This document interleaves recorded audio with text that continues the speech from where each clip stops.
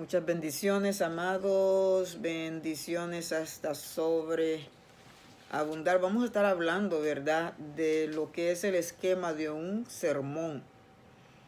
Ya sabemos que para preparar un sermón, este es un sermón de que estamos hablando que es preparado. Hay sermones que fluyen por el Espíritu Santo, que no te preparaste. Pero hay veces que Dios nos da una palabra, ¿verdad? Una revelación. Y uno siente que es un sermón y uno tiene que empezar a anotar versos y los principios, todo lo que lleva, ¿verdad? Lo que va a llevar ese sermón, ¿verdad? Aquí tenemos lo que es el esquema, ¿verdad? Que ya los estudiantes ya se lo pasé, ¿verdad? Aquí está el esquema de todo lo que vamos a rellenar. Mis sermones son preparados así por el poder del Espíritu Santo. Hemos dicho muchas veces que aquí, durante la revelación del sermón, el Espíritu de Dios nos puede dar muchos versículos, pero a la hora de predicarlo salen más versos que el Espíritu de Dios le pone a uno en la mente. Eso significa que un sermón, ¿verdad?, te mantiene en orden. Te mantiene con la introducción, la pregunta transicional, los principios, que es principio número 1, principio número 2, principio número 3. Ese es el cuerpo del mensaje. Muy importante que lo que se habló en la introducción se desarrolle aquí en el cuerpo del mensaje, que son 3 principios que ya vamos a explicar después. La parte de la conclusión es bastante semejante a lo que es la introducción. Es bastante semejante, no es lo mismo, pero es como que usted amarra todo lo que se habló aquí en el cuerpo del mensaje y se dice aquí, ¿verdad? Eso es lo que vamos a enseñar en esta hora con la ayuda del Padre, del Hijo y del Espíritu Santo de Dios, ¿verdad? ¿Cómo vamos a hacer este sermón después que hemos ayunado, orado? No todos los sermones, ¿verdad?, se ayuna y se ora, porque hay algunos que Dios te lo da espontáneamente. Ok, ya explicamos eso y vamos a hablar de este sermón que es una preparación teológica, ¿verdad? Un sermón con un esquema teológico. Hemos escogido a San Mateo capítulo 8, versos 26 y 27. Ese es el texto, ¿verdad? Usted ya sabe, aquí va el texto. Muchas veces cuando usted ya tiene el texto del sermón, ¿verdad?, no necesariamente tiene el título. Porque muchas veces cuando va desarrollando el mensaje, va entendiendo, o el mensaje del Espíritu de Dios te lo dirige a otro punto, ¿verdad? Y es posible que lo que tú tenías en mente pueda cambiar. Por eso yo no le pongo título de una vez, sino que empiezo a desarrollar lo que el Espíritu me va diciendo. Ya después, casi por último, que yo ya sé de qué es lo que se trata en el cuerpo del mensaje. Entonces, por ahí es que viene el título que me trae paz, ¿verdad? Como ya lo tengo preparado, que en Mateo 8:26 al 27 ya lo tengo preparado, ¿verdad? El título de este mensaje es: no temáis, hombres de poca fe.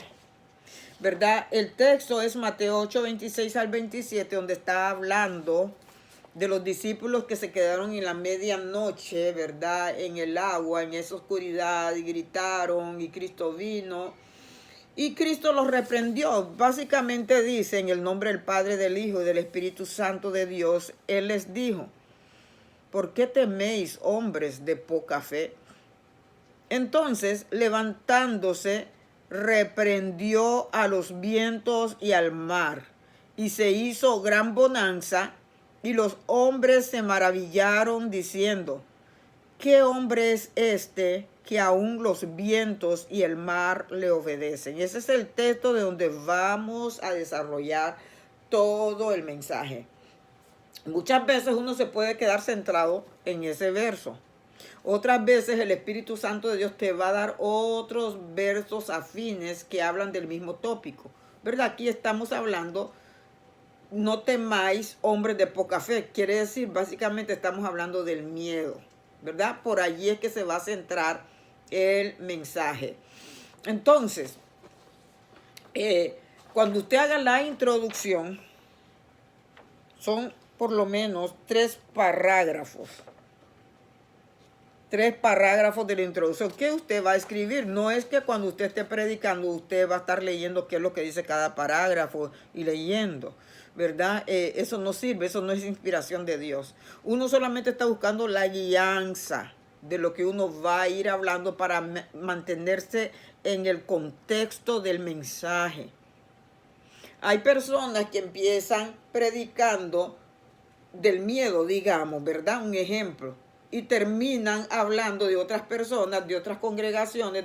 Si nosotros no tenemos, por ejemplo, para empezar, un esquema que nos centre en el tópico, vamos a estar saliéndonos a hablar otras cosas que no son, que no vienen, que no edifican, que no van a ayudar ni al oyente ni a la vida mismo del predicador. Entonces, para la introducción, primeramente está, ¿qué es el miedo? ¿Qué es el miedo? El miedo es una reacción normal del ser humano que alerta al cuerpo de algo que está en peligro o que está en una situación peligrosa, ¿verdad? Ese es el miedo. Entonces, uno va enganchando. Para la introducción tenemos 3 parágrafos. Entonces, allí el segundo dice el origen del miedo. Entonces, ¿cómo se originó el miedo? ¿Verdad? Conforme el libro de Génesis, capítulo 3, versos 9 al 10. Usted lo puede tener en la mente como de memoria o usted lo puede buscar en la Biblia. Entonces, el miedo dice que llamó Jehová Dios al hombre y le dijo, ¿dónde estás? Y él respondió, oí tu voz en el huerto y tuve miedo porque estaba desnudo. Génesis 3, 9 al 10, allí se originó el miedo. El miedo es el resultado del pecado, ¿verdad? Dios ya le había prohibido a Adán que comiera de la fruta y sin embargo él la comió, ¿verdad? Y esa es la manifestación, la primera manifestación del pecado fue el miedo. Entonces, se explica eso y la otra fragmento que tenemos que explicar cómo se va a confrontar el miedo. El miedo se va a confrontar como lo hizo los discípulos que clamaron a Cristo. Ellos no clamaron a nadie más, ¿verdad? Es a Cristo que vamos a clamar para que Él nos ayude a cómo confrontar el miedo. Ahora, si yo quiero dar una introducción, porque lo estoy explicando, ¿verdad? Parte por parte. Pero esto, cuando yo tengo ya un mensaje, yo lo estudio.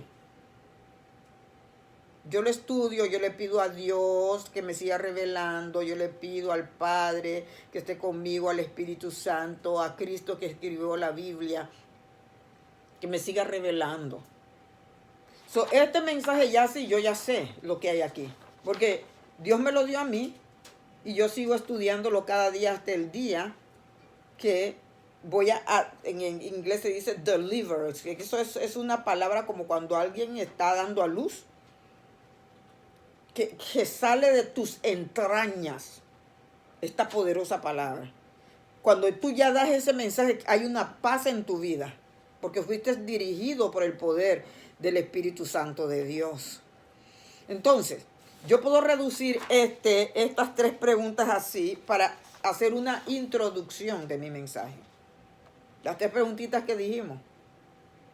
Ok, yo después que yo diga, amados hermanos, en esta hora tengo un mensaje que Dios me dio. Yo siempre digo que es para mi vida primeramente y se encuentra en el libro de Mateo capítulo 8, versos 26 y 27. El tema o el tópico de este mensaje es no temáis, hombres de poca fe. yo quiero decirles que el miedo significa que es una voz de alerta a nuestra vida, una reacción a algo que está poniéndonos en peligro. Pero el origen del miedo está en Génesis capítulo 3, del verso tal y tal, que ya lo dijimos, y fue cuando Adán pecó, ¿verdad?, en el huerto. Eso fue lo primero que le dijo a Dios, que él tuvo miedo. ¿Qué podemos hacer nosotros para contrarrestar el miedo? En este mensaje usted se va a dar cuenta que Cristo es la única fuente para liberarnos del miedo. Esa es una introducción. Yo no tuve que leer aquí lo que está aquí, porque esto se estudia.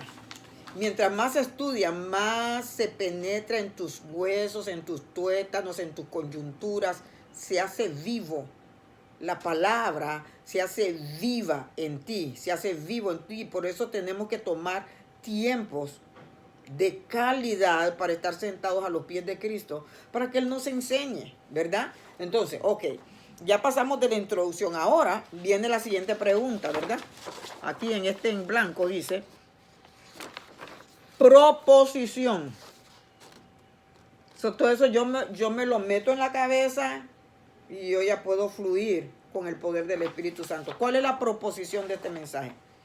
Amados hermanos, en este día yo quiero compartir con ustedes 3 principios de lo que es el miedo y cómo nosotros podemos combatirlo. Esa es la proposición, que yo tengo 3 principios, que es el miedo. En la introducción también muchas veces se pone un ejemplo, ¿verdad?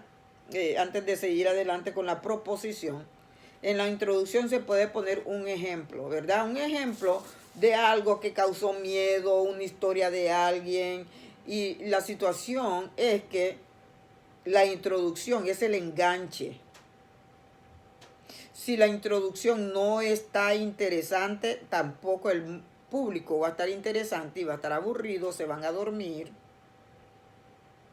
Por eso la introducción no es cuestión de hombres, es cuestión del Espíritu Santo de Dios que le buscamos, ¿verdad?, las directrices a Él para que traiga el pan sustancioso del cielo, cocinado en el cielo.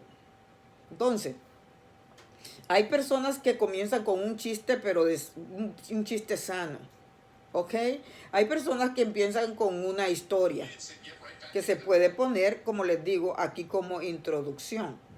Entonces, la proposición es en este día, ¿verdad? Voy a compartir con ustedes el mensaje acerca del miedo, que tiene 3 principios, cómo Dios nos va a ayudar en medio de mis tormentas y cosas así. Ya después de eso viene una pregunta, que esta pregunta es muy importante porque es un contacto del predicador a través del Espíritu de Dios con el pueblo. Cuando usted hace una pregunta, cada quien va a decir, déjame pensar cómo yo reacciono con esto. Usted sabe que cuando Cristo estaba en la última cena, Él dijo, uno de vosotros me va a entregar. Quizás es malo el ejemplo, pero es un ejemplo que puede ayudarnos en este momento. Cristo dijo, uno de ustedes me va a entregar. Los discípulos estaban fuera de esa realidad. Ellos no tenían ni idea de que alguien iba a entregar a Cristo. Y es como algo natural en el ser humano que se empieza a preguntar cuando hay una pregunta, ¿será por mí?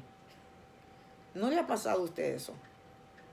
Por ejemplo, yo a veces miro cosas en las redes sociales que escriben y se notan como que si fueran indirectas.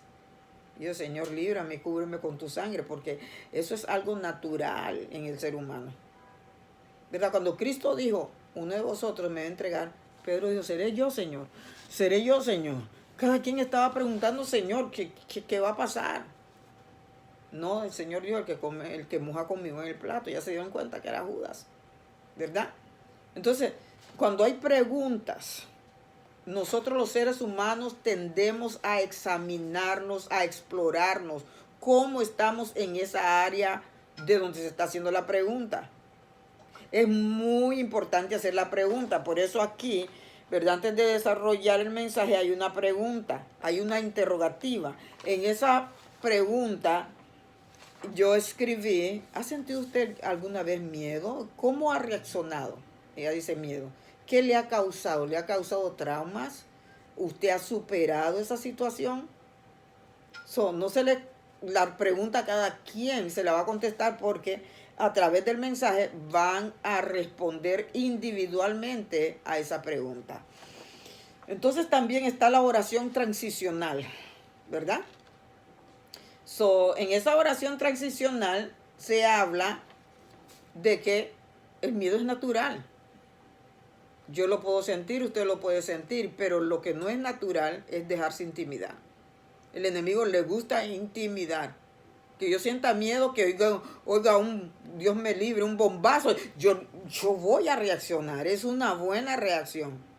Pero de que el enemigo sea constante en querer venir y querer intimidar o echarme brujo o echarme malicia cuando Dios es más grande, esa no va conmigo, ¿verdad? Entonces, ya con esto yo ya empiezo, ¿verdad? En mi sermón vamos a explicar lo que es el principio número 1.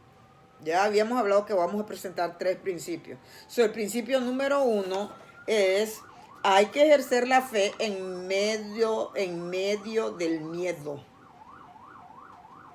Recuerde que el título de este mensaje es ¿por qué teméis, hombres de poca fe?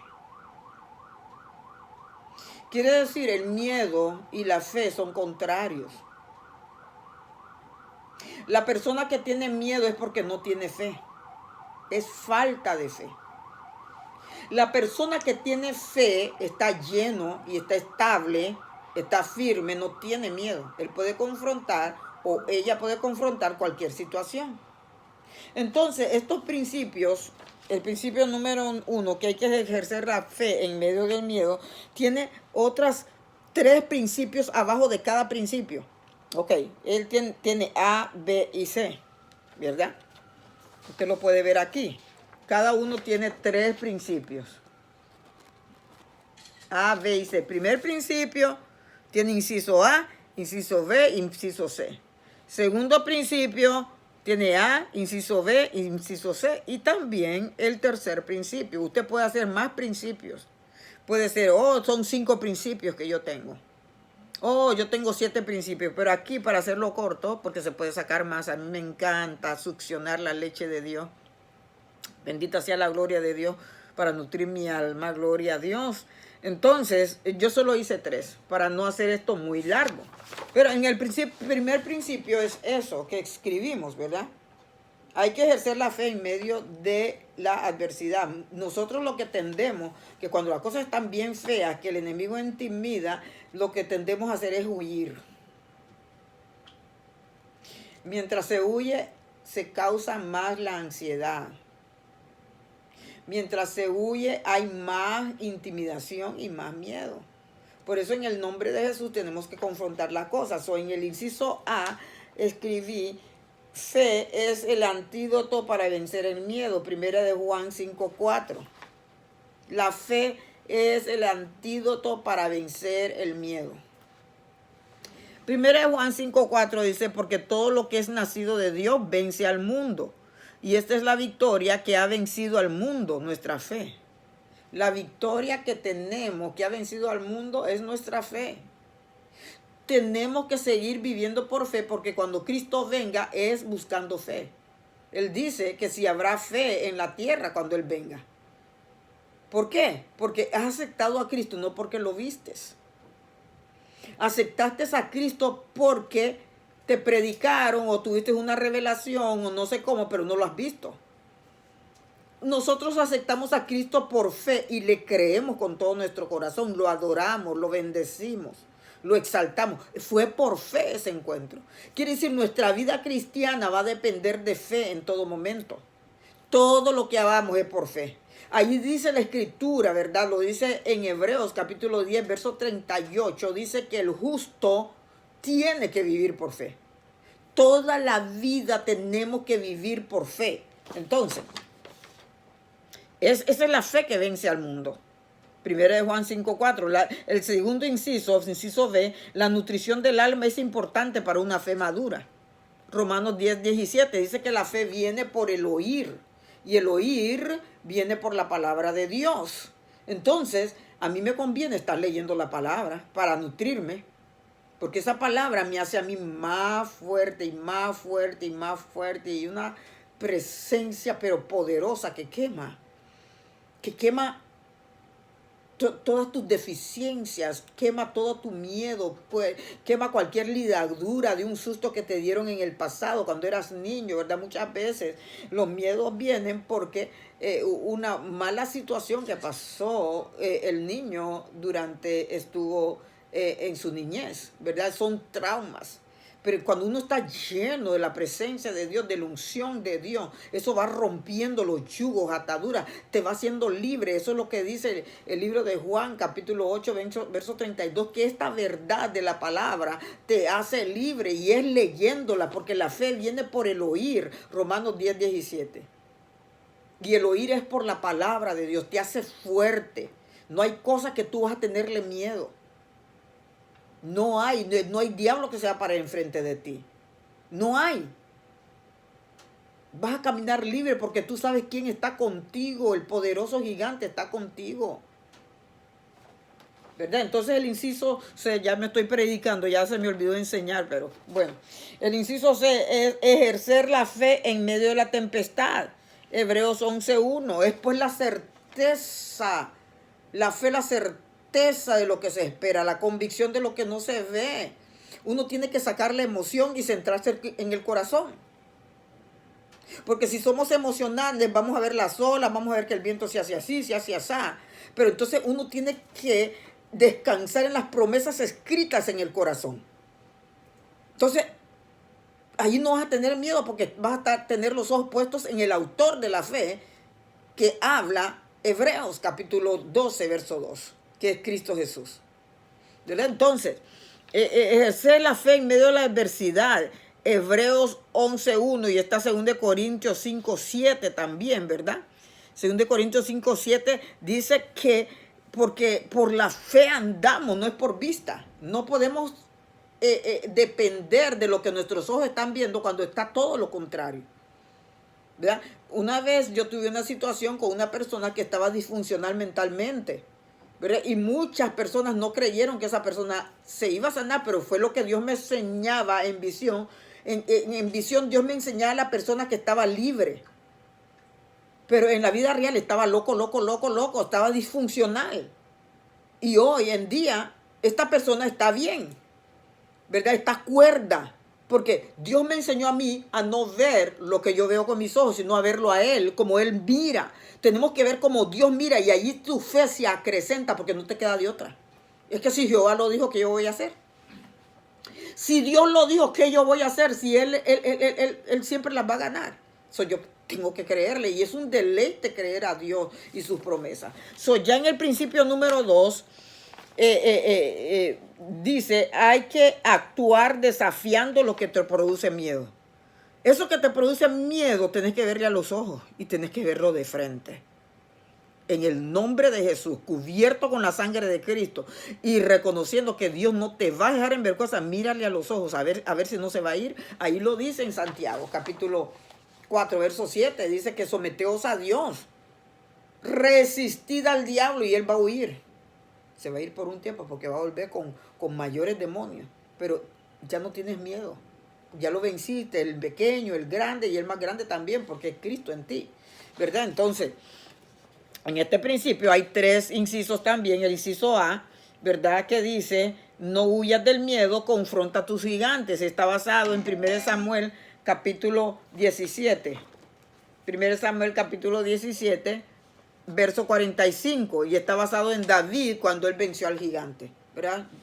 Tú has venido contra mí con espada, jabalina y todas esas cosas. Mas yo vengo contra ti en el nombre de Jehová de los ejércitos, a quien tú has provocado.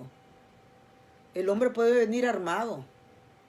La gente puede venir armado, pueden venir con palabras, con intimidación. Eso no nos da miedo, que es que Dios está con nosotros. Tenemos que en la tempestad incrementar la fe en Dios para que Él calme los vientos. o que tú ejerzas la autoridad en decirle a los vientos que se calmen, decirle a los demonios que aquí no, sálganse de aquí, que aquí no, ustedes no tienen parte ni arte aquí en este lugar, ¿verdad? Porque Dios te ha dado autoridad para pisar serpientes, escorpiones y nada te va a hacer daño. Entonces, el tercer inciso es vestirnos de toda la armadura de Dios, Efesios 10, 6, 10 al 18. El tercer inciso de la parte del principio número 2. Vestirnos con toda la armadura es la única pieza que te protege. No es tu boca, no es la mucha palabra, no es la mucha exegética, homilética, cualquier cosa. No, no, no. Es la armadura de Dios, Efesios 6, 10 al 18. Ahí está para la cabeza, está para el pecho, está para los pies, cada parte, y también dice la espada del Espíritu, que es la palabra de Dios, que hay que leerla, hasta cansarnos,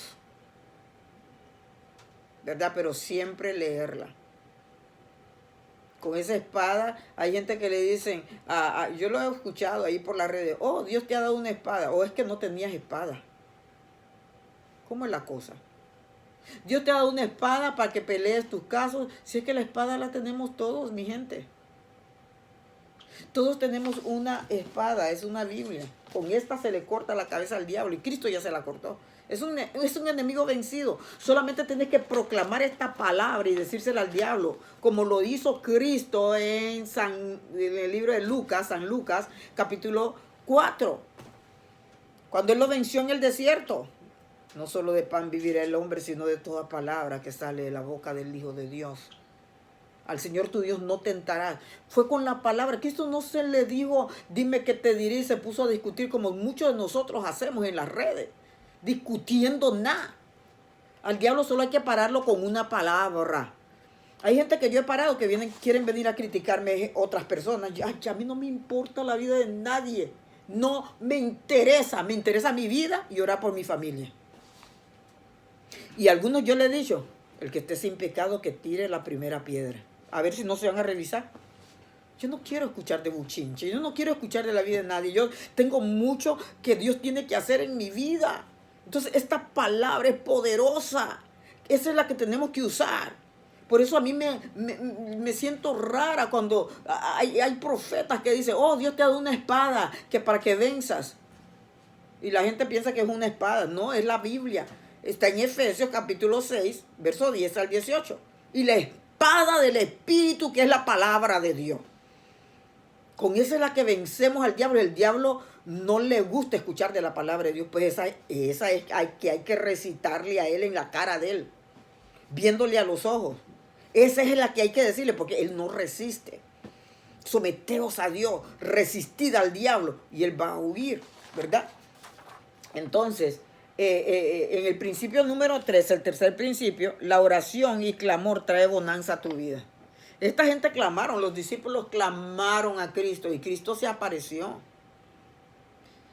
Y lo más triste es que pensaban que era un fantasma. Muchas veces nosotros hemos orado tanto y cuando viene la respuesta no creemos porque en Dios trae la respuesta. La iglesia primitiva estaba orando porque Pedro estaba en la cárcel. La oración de ellos fue constante. Ok, nos está enseñando Dios que la oración es constante. No ores una vez y ya se acabó. Tienes que seguir orando. Ok. La iglesia primitiva está orando por Pedro. Vino el ángel, desató a Pedro, le dijo, átate tu sandalia. Pasaron el primer, guardia, segundo guardia, y lo sacó a la ciudad. Llegó Pedro a la casa y Rode corre, la niña que estaba allí, y le dice a los demás que ahí está Pedro y no creen. Ese ya es otro tema. Entonces, ¿qué clase de fe tenemos que cuando después que hemos orado tanto no creemos lo que Dios ha hecho? Eso mismo le pasó a los discípulos. Clamaron y Cristo se apareció en medio de las olas, en aquel viento fuerte, caminando y dijeron que era un fantasma. No nos equivoquemos con las respuestas de Dios, porque puede ser que te mande una persona de la calle a darte un mensaje o a bendecirte. Y tú estás esperando un rey. Así están los judíos, están esperando al Mesías y ya vino. porque no se parecía a lo que ellos piensan y a lo que ellos creen, todavía están esperando al Mesías. No nos equivoquemos en esta área, ¿verdad? Tenemos que reconocer que Jesús es el Rey de paz. Juan 14, 27. ¿Verdad? Juan 14, 27 habla de la paz os dejo, mi paz os doy. Yo no la doy como el mundo la da. No se turbe vuestro corazón ni tenga miedo. Porque hay intranquilidad, porque hay desasosiego. Porque las personas no tienen paz, porque tienen miedo. Eso es simple. Esa es una ecuación bíblica. Desde el principio Dios viene hablando lo mismo en este esquema. Que lo contrario de la paz es el miedo. Y es la falta de fe. Por eso en medio de la contrariedad y las tempestades tenemos que permitir que Dios nos moldee y que nos haga fuertes. Porque si nosotros no aprovechamos ser más fuertes en ese problema, el otro que viene vas a tener que buscar la fuerza de este y buscar la fuerza del otro. Por eso yo trato de escalar en medio de los problemas. Yo le pido a Dios que me dé fuerza para escalar y aprender para que Dios me afirme y me establezca. No se puede ser guerrera. No es a cualquiera que se le dice guerrera. Si no ganaste bien esa guerra, que Dios no te deja ni te desampara y Dios está allí. Tienes que salir guerrera de tus guerras. De otra manera, tus guerras son, no sé, fue una pérdida de tiempo. Porque si no se ejerció la fe, hay que creerle a Dios que eso va a pasar y que Dios va a proveer.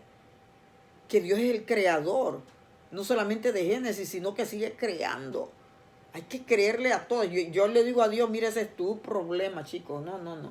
Ese es tu problema. Tú dijiste, pues tú vas a cumplir. La gloria es tuya. La gloria siempre será tuya. Dios lo dijo, es su boca. Él dice que no miente, que no se retracta. Tenemos que salir de allí en un nuevo nivel de fe, de esa prueba. Si no, fue una pérdida de tiempo y la prueba que viene va a ser más grande.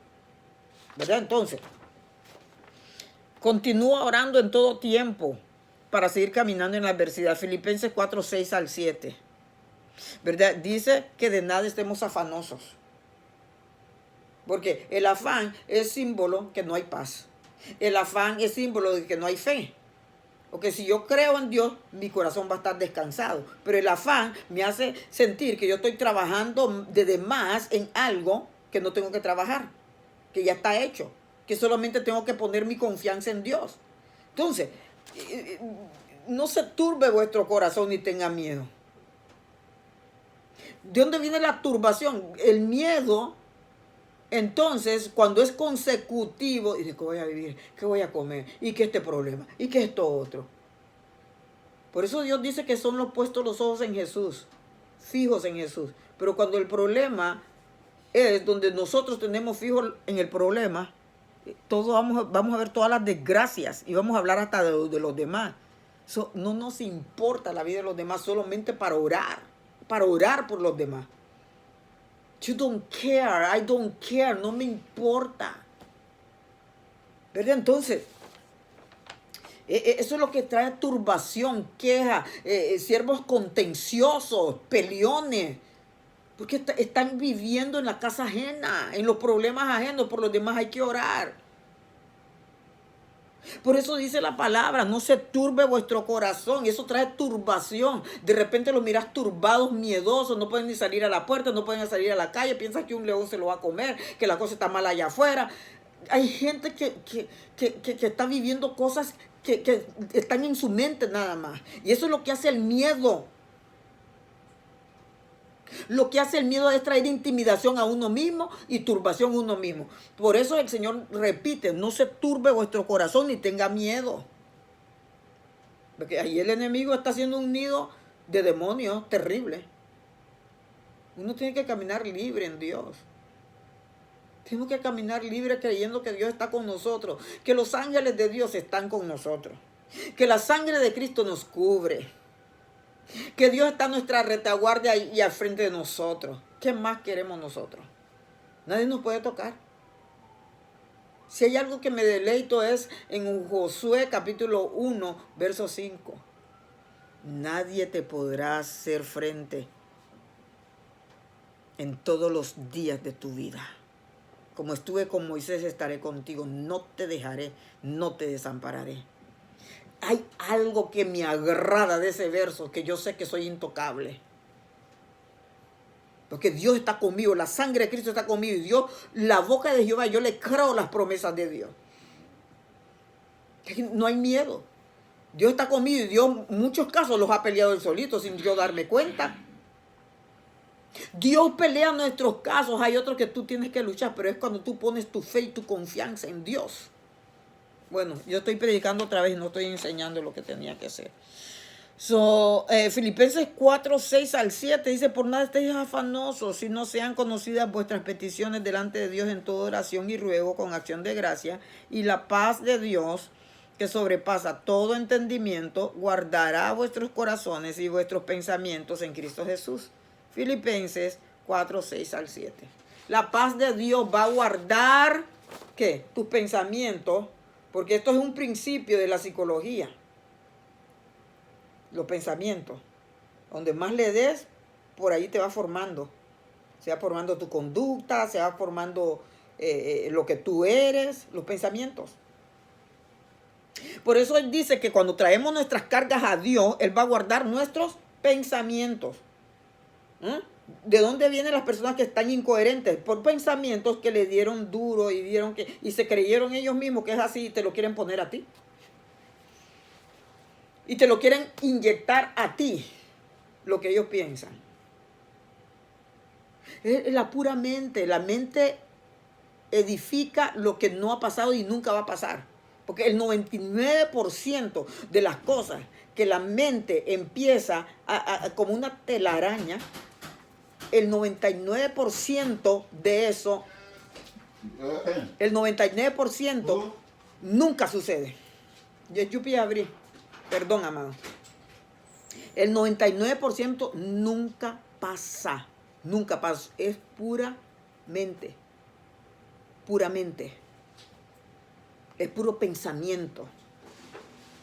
Entonces Dios dice también que va a librar no solamente tu mente, va a librar tu corazón.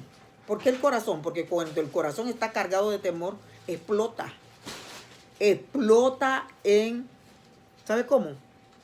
En un ataque al corazón, un infarto, un stroke, que es un derrame cerebral, porque la gente se cargó tanto con cosas que no son, que se inventaron ellos mismos.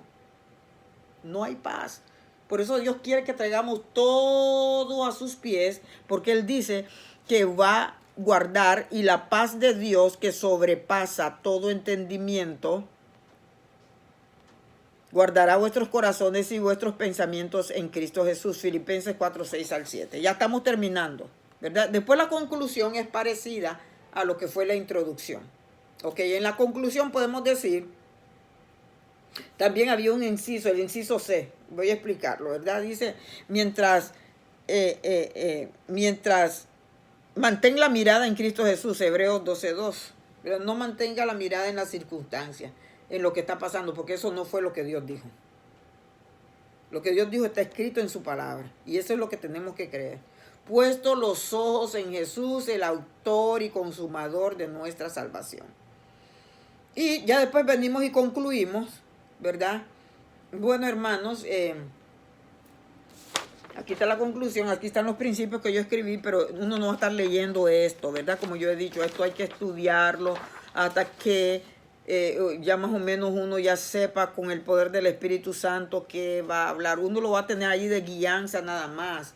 Ok, principio número tal, es esto y esto y esto, principio, y así sucesivamente, ¿verdad?